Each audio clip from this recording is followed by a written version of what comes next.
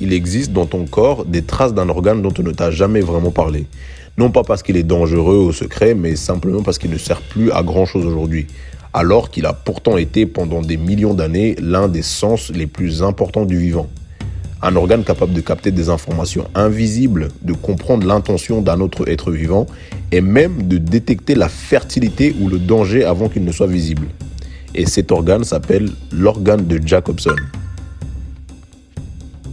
L'organe de Jacobson, aussi appelé organe voméronasal, est un petit organe sensoriel situé dans la cavité nasale, juste au-dessus du palais.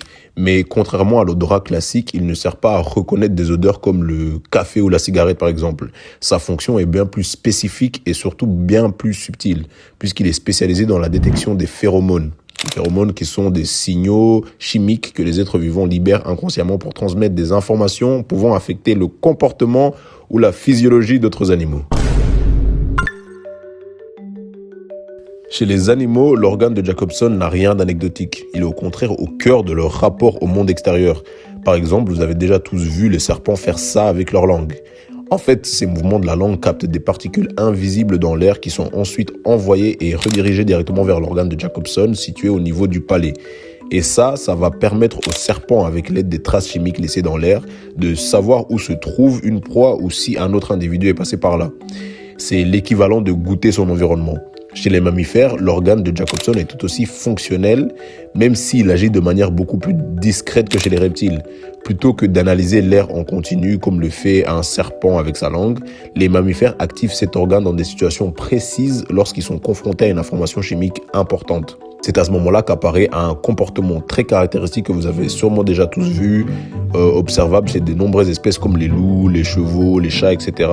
Et c'est le réflexe de Flehmen. Lors de ce réflexe, l'animal adopte une posture étrange. La bouche est légèrement entrouverte, la lèvre supérieure est retroussée.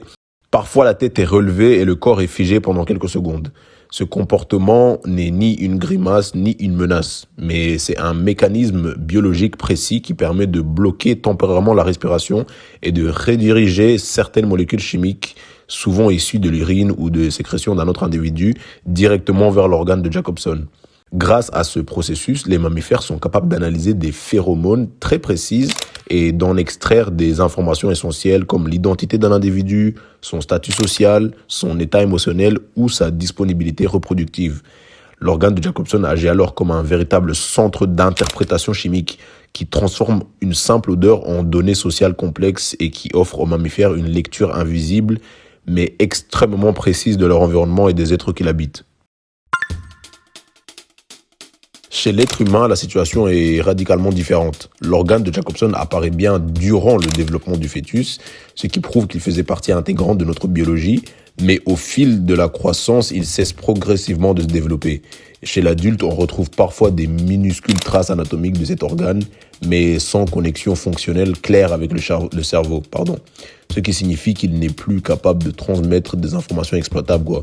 En termes scientifiques, on parle alors d'un organe vestigial, c'est-à-dire un vestige évolutif, un reste du passé qui n'a pas complètement disparu, mais qui ne joue plus aucun rôle actif.